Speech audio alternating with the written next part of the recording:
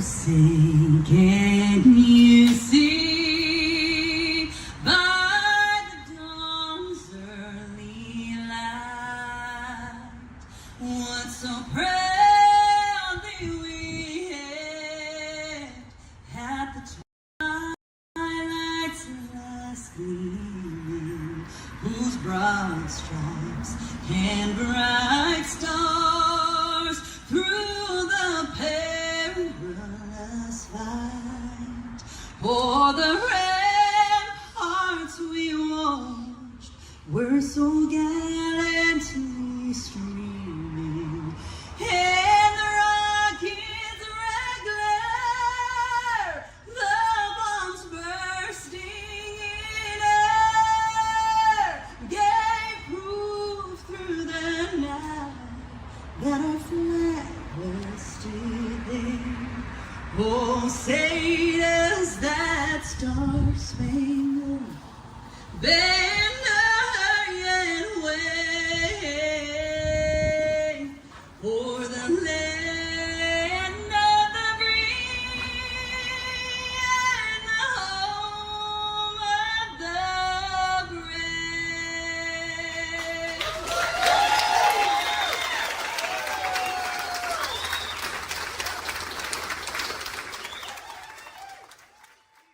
Welcome to Homeland Heroes Salute Podcast with your hosts Doug Macedo, Jim Roberg, Ginger Mudson, and David Tilley. Welcome everybody. Thank you for tuning in, and thank you for joining us here at Homeland Heroes Salute Podcast, where we're going to be talking about a couple things. And this is all a new, exciting adventure that we're going on. And today it's going to be myself, Doug, and Jim Roberg. Jim, go ahead and introduce yourself a little bit today. Hey everybody, I'm Jim. I'm an Army veteran. I do a lot with the military still currently. So, this is right up my alley, and I want to give back to all those who served. Absolutely. And I know, one of the things I want to talk, or that, I know that you and I want to talk about, is just recently that just took place, which was the two drill sergeants that had passed away, which their investigation was prompted to look into it. Which, I don't know. I know we are just talking, but it's sad that this is taking place, and they have rules. They said so far it wasn't self-inflicted, but again, it's something that is very where they were found. It was like they weren't together. It was days apart. Both of them were drill sergeants. Both of them were in their 30s. And it's very sad. It's the first one was Alan Burnham. I could be pronouncing that wrong, which he's 34 years old. And then the other one was Zachary Melton, who was 30 years old. Both of them were dedicated members of the military. They were E6 sergeants. And it's very sad, and they're still looking into it. I know they're under a lot of pressure. When we've gone in, it's they've the drill sergeants have always been under a lot of pressure. Yeah. What's your take on this? Well, it's interesting. So they say that it's not self-inflicted. So I'm curious to find out what's going on. But I think that it leads back to another whole topic, right? Where you start talking about, everybody hears about veteran suicide numbers. What are active duty suicide numbers? Yeah. I mean, so I was an MP in the Army, and I remember I responded to a bunch of suicides.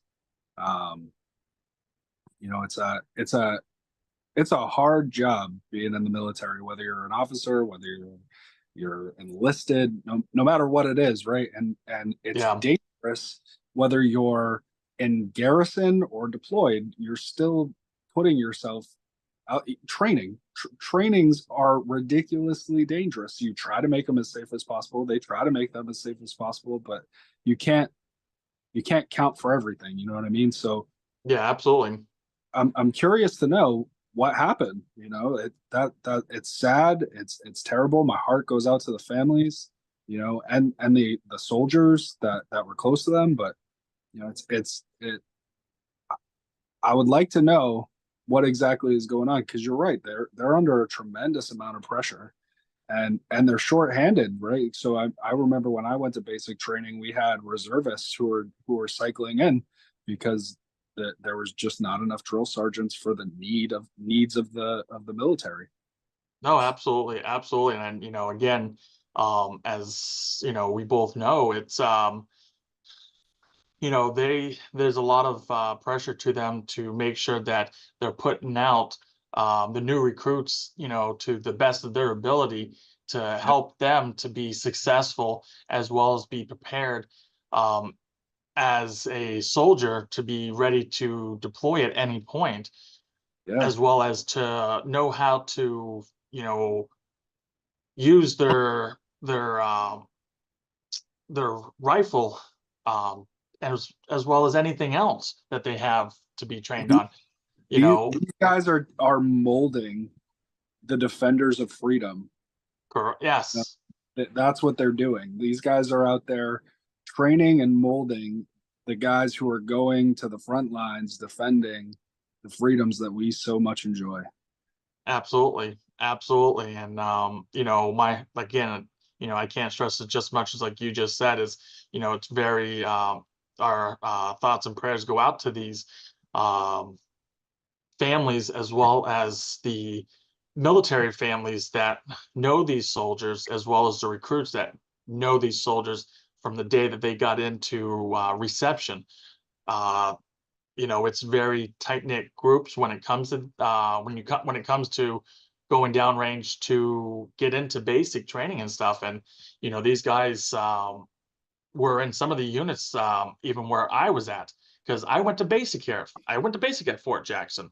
Yeah. You know, I went to reception at the 120th. I went down to Foxtrot 334. Ended up getting put into PTRP, which because I broke my hand, and then got put back into day one, phase one, with Foxtrot 313. So again, these units, like, you know, you guys know each other, and you see each other on any ruck march. You may see in the mornings when you're doing PT. You know, these guys are you know, are going to be well known with these companies and units, and it's a sad loss that we have lost to drill sergeants to whatever extent that took place. Yeah. Hopefully the military is able to get some kind of idea of what took place, because all that they're really putting out so far is that they were not reported, they were not reported to duty that day, and Mm. that's which they at that point started the search for the individuals. And when it came out to it, where they were found in two different locations, different days, not the same days or anything, but it was found in different days at separate locations. And you know, at first they're saying that it wasn't as self-inflicted. There was no foul play, but they're still investigating it. It's Right. still an open investigation, so they can't really provide any information. And these drill sergeants have been in the military, and they were one of them. I believe it was for 12 years.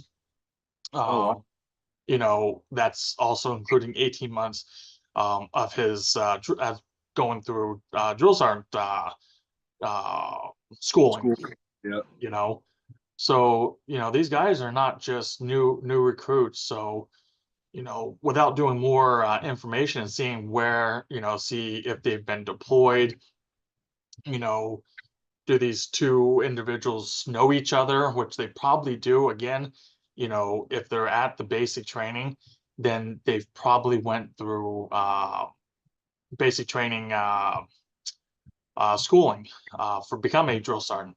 So again, it's something that is I can't wait to get more information on this. This is definitely something that, I'm hoping that they look into. I'm hoping that the answers come out, and hopefully the family gets the closure that they get, that they need Yeah. for this for these two soldiers that have passed away, Yeah. unfortunately.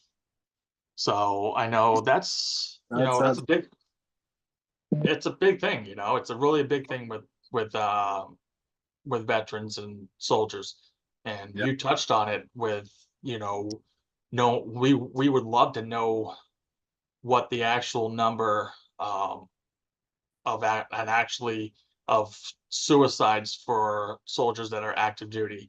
We Yeah. know what the numbers are for veterans, but what Right. are the numbers for active duty? You Right. know, Or even actively serving, right? So I mean, the reservists and National Guardsmen and women, um, you know, all of them. yeah, It's it- tragic anytime somebody loses their life for sure. absolutely, absolutely, and it's we want to see this number go down to zero, Yeah. um, because this is, again, it's it's sad to see anybody pass away. Yeah. It makes it even harder when it comes to knowing someone passed away from suicide, Yeah. that there should have been signs, which a lot of people say, you got to be very wary, and you got to be able to keep an eye on how people are acting. Yeah. Um, some people act differently than others. Yeah. Um, No, some signs are the same. They don't just fit neatly into a box. No, absolutely not. It's so true. It's crazy, and it's, as we know, which we're going to be doing an episode on here on Homeland Heroes Salute podcast, is is the SGB, Yeah. which you're very, very well known to Yeah. knowing, knowledgeable regarding this. Yeah. And this could basically, if it was something that was suicidal, that not suicidal, but was done suicide, as being suicide. Yeah. Um, you know, if this treatment of the for SGB was actually approved and was in the military, or allowed to be part of the military to have this having this treatment done, it's going to be a whole nother look of saying, hey, could this have prevented this?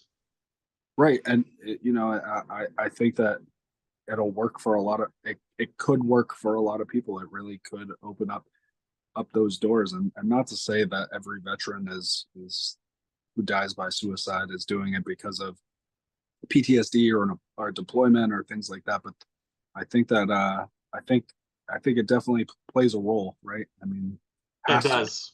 can't It not. it it does. It really does, and it's something that it's, again, it may be from, again, to say it as, not being part of just an PTS, but also could be an MST, Right. that could be causing the some issues for people that have gone through stuff like that, Right. which, some of the viewers may not know, but MST is sexual abuse or sexual assault. Military Um, yeah, military sexual trauma. assault trauma. That's the correct term of it. Yeah.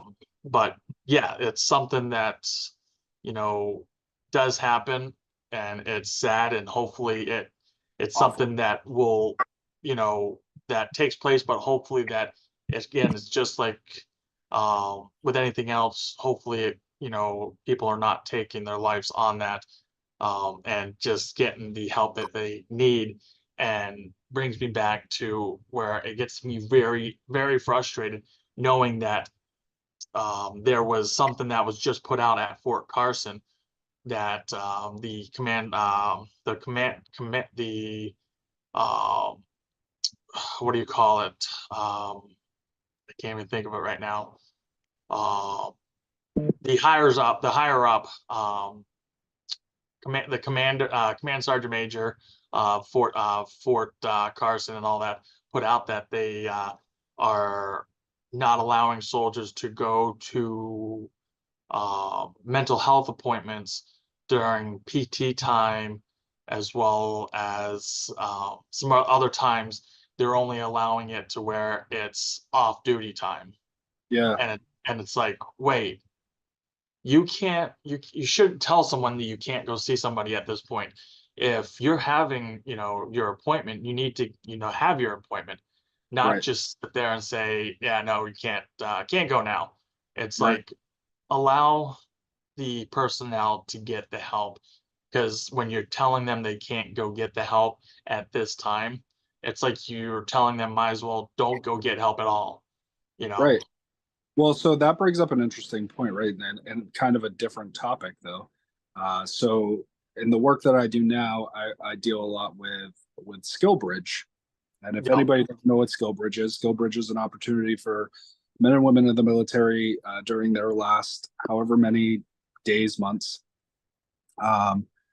to start their transition out and intern with private companies and industry, and get a head start on their transition process, right? Yeah. So there have been several, the Marines most recently have really started limiting how long these skill bridge, these members of the military can do skill bridge for, right? So it was 180 days and now it's down to 120 days.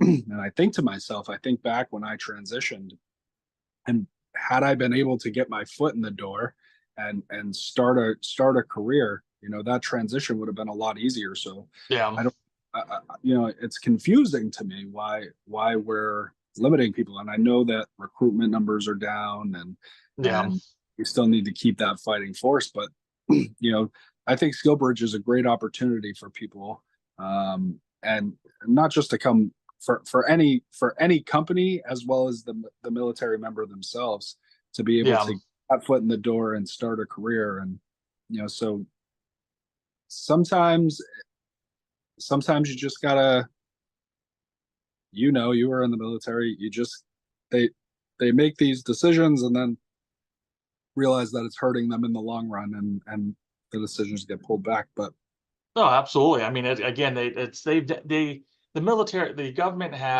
they have done so many changes. It's, for instance, when I first got in, we had the black and orange PT uniforms. yep. What are they back at now? The black Yeah. and sorry, black and yellow. They're back at Yeah. the black and yellow again. Yeah, I had, yeah. I went to Again, black to gray and black for a yep. bit. Yep. I wore my black patrol my black beanie Beanie. Yeah. until the last day that they said that it was no longer allowed. Yeah. Yeah. 670-1 pulled it back. It's like, okay, let's go with this. I don't mind. All right, now I got to wear a gray one. What's the difference? It's okay. But then they pull it, and now what are they at now? Back to a black one. They changed even their uniforms. How many uniforms? How many class A's and B's I've had? Yeah, I can only imagine. I only had the greens. That's all I had. I had the greens, and then I went to the blues, and then I got out. Yeah. Now look what they're at. I like the new ones though. They're The back new to, ones look sharp. They're like the World War II ones though. absolutely. I had when I had the green uniform, it was what they called, excuse my French on it, but they called it the cunt cap. But it was like the VFW, which Oh yeah. it's Yeah. that's what they had it as. And then they switched it to then allowing the general soldiers that were coming in to wearing the black berets Yeah. with all that stuff now. Yeah. Just like they allowed the airborne to have the red ones. The maroon one. Yeah, the maroon ones. Yep. And then I just keep saying red because. And then if you were airborne, you could I know if you were airborne, you could also wear your jump boots with your class A's. Yep. Yeah. Absolutely. Yeah. Man, it's again, they do sometimes when they realize it that they've changed something that should not have been changed, then they go right back to it. But you sometimes you got to make a change just to see how it goes. That's the nature of the beast. Absolutely, absolutely. And again, it's just that you go with it. And it's hopefully Fort Carson will take back and not stand behind that and Yeah. say, you know what, go ahead, go to your appointments. You if you need it, go to it. If it's something that that if you can hold on to, that it's say that it's some other little thing that you're going to go see the doctor for, your normal yearly physical or whatnot. Okay, wait until after PT. But unfortunately, I mean, I've seen it so many times, and this is why a lot of the guys or a lot of the servicemen and women, they all turn around and use it. Well, it's a sick call Rangers. Okay, well, we get it. We all know that there's people out there that use the system to try to beat the system, but it really all you're doing is defeating the whole purpose and causing yourself the problem, of not doing the PT. It's really it causes you the issue because you're not going to do well on your PT test and you're not going to get promoted and you're going to get flagged and then you can't take your 4-day passes and yeah, your height and weight would then be in question. Okay, let's go on to that. Right. Okay, now you're not receiving any of the awards that that you could be receiving. Again, just like you said, the promotion, that's something that soldiers will look at, and then the military will turn around and say, you're not promotable because you're not passing your PT test. We're not going to let you re-enlist. And then you're going to be like, oh crap, but I want to stay in because I know the economy's crap. or Well, I just missed out on that $30,000 bonus to re-up. yeah, absolutely. I mean, it's so much stuff that's out there that they're going to lose out on themselves, and they're just forcing them own selves to have those bad decisions happen for them. Yeah, And man. for the soldiers that do need it, it kind of, which they do need it, that then they cause problems for the soldiers that do need the help to get to these appointments, to then hopefully the brigade commander and commanding sergeant major at Fort Carson will turn around and say we need to change it because again now we're losing soldiers because of mental health and all this, which we shouldn't be putting that onto these soldiers and not allowing them to get the appointments. Because again, you know, back to the whole thing with the drill sergeants and these two, that's a big thing for them. And again, like you even said, and what we touched on it, it's like these drill sergeants have been one of the most demanding and difficult jobs in the military, Yeah. which it really is, because but also in the same standpoint, it's the most rewarding to being a drill sergeant and being a symbol of excellence in the initial entry of the training for these soldiers. Without even going into, because I know everybody has a creed. You got the soldiers creed, you got the NCO creed, you got the officer creed, you got the ranger creed, you got it all. It's they, without going into it, I guarantee you they must have a drill sergeant creed. Yeah. again, it's something that these guys have earned the title to be considered to be called a drill sergeant. This is something that they signed up to being a soldier, and then they said, you know what, we want to become a drill sergeant to form the next Generation. generation for thank you for soldiers, Yeah, yeah. because it's a big thing for them, and it's a big thing for the military to say, hey, let's have these guys Yeah. to be the next generation of drill sergeants to train these new generation. They also have Because the coolest hats in the military. yes, Yeah. So there's that. So like even if you're just doing it for the fashion part of it. go ahead and touch that. Go ahead and touch that hat. Mm-mm. I can tell you, I didn't even touch the hat. I touched the coffee cup up on the when we were climbing up the stacks. I Yeah. touched the coffee, and oh man, hell rained down on me. Hell rained down. You You, do some front back goes? oh, I did that. I did some monkey fuckers. I did what was that? You're in the front leaning rest position for a little while. Oh, for good time, picking cherries, putting them in the basket, overhead arm claps, little Yeah. circles to the left, little circles to the right. The one push up. I don't know if you ever had to do the one push up. One Oh push yeah. up. Yeah. It's little go all the way down and hold it, little circles to the right, little circles to the left, jackhammer, halfway up and hold it, go all the way back down and hold it, little circles, jackhammers, little circles, jackhammer. And Oh yeah. then whenever they got tired of telling you to do any of those, then they finally told you to come up. Usually by then you're already been arching your back and Oh, you're fell dead. over a You're couple. smoked. You are uh, smoked, man. Oh, I remember it. It was like, whoo, man. There was yeah, I loved basic. If I could, I would do it all over again. I would do it all over again. Nope. Never. Oh Not. man. I hated basic training. I loved it. Again, when I got out of Fort Jackson, again I was with Foxtrot 313, and I can tell you the drill sergeants I have. I have the T-shirt that has the names on. I have all that stuff. They left an imprint into me that it Yeah. was like, it's you. This is Kind of where we're like that. teaching.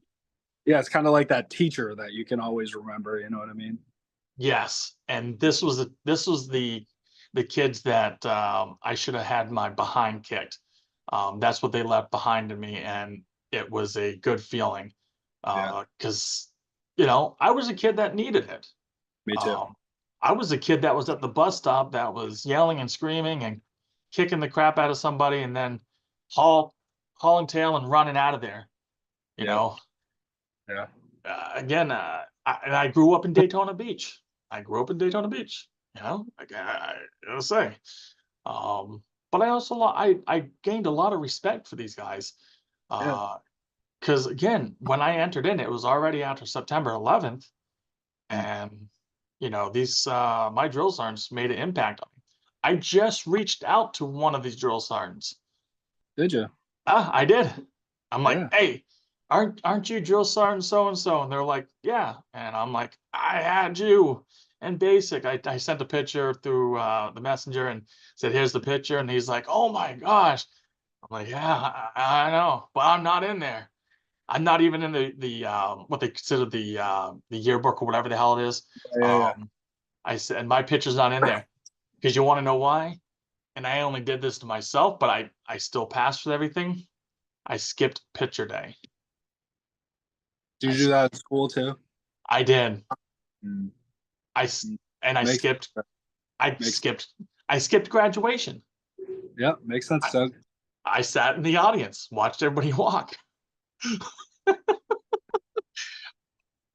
What do you? Hey, listen, I got to be different. I hear you. Uh, Hear I'm you. not.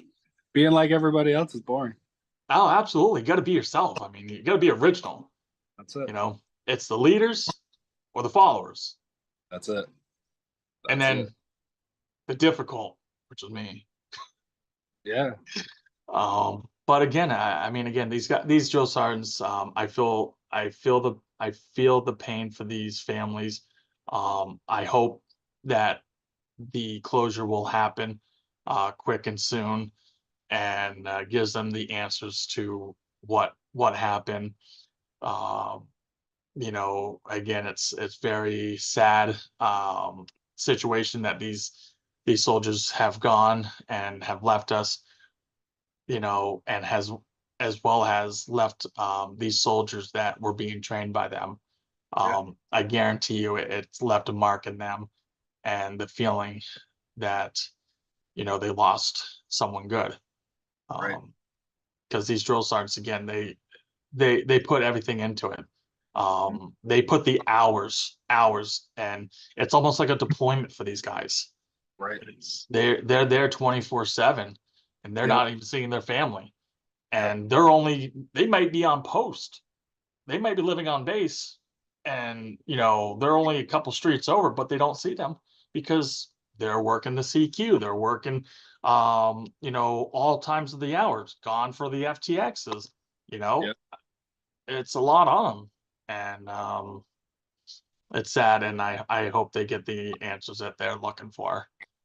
Me too. And may they rest in peace. Absolutely.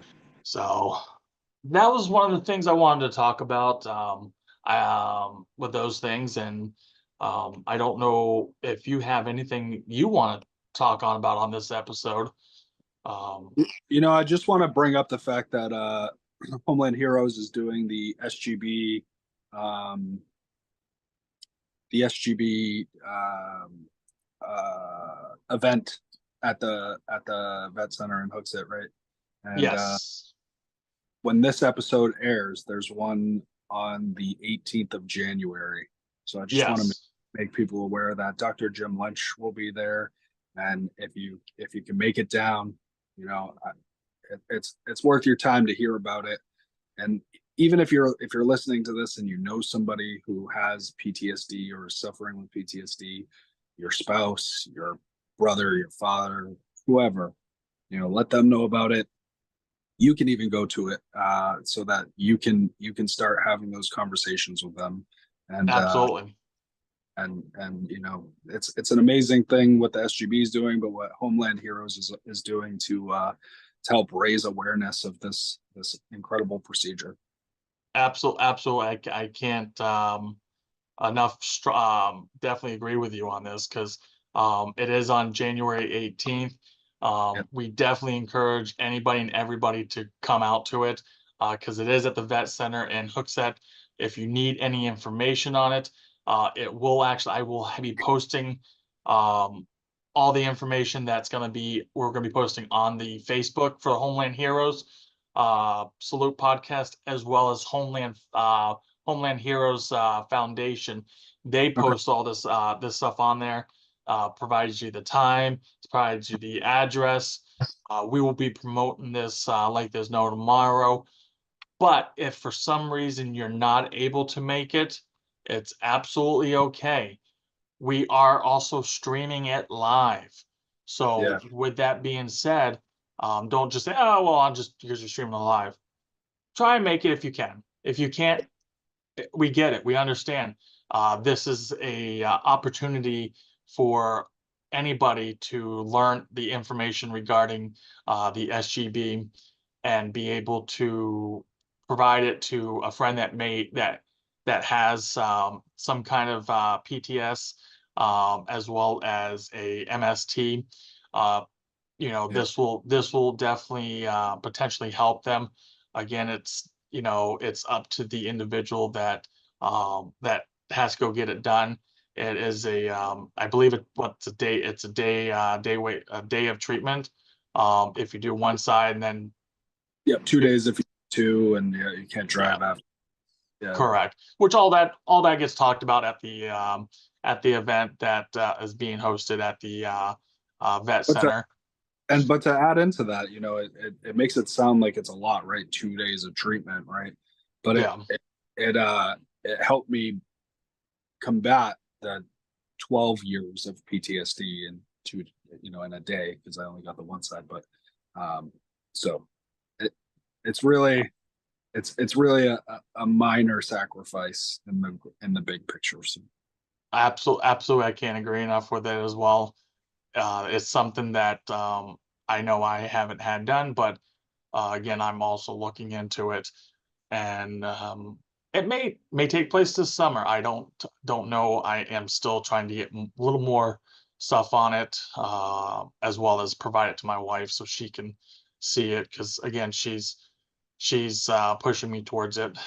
But again, this is something that uh, that will help me, as well as it will help the family, that they will then see a difference. And Yeah. so again, if you can make it to the event on January 18th, if you can't, that's absolutely fine. Lunch is provided, drinks are provided, like water, soda, stuff like that is all provided.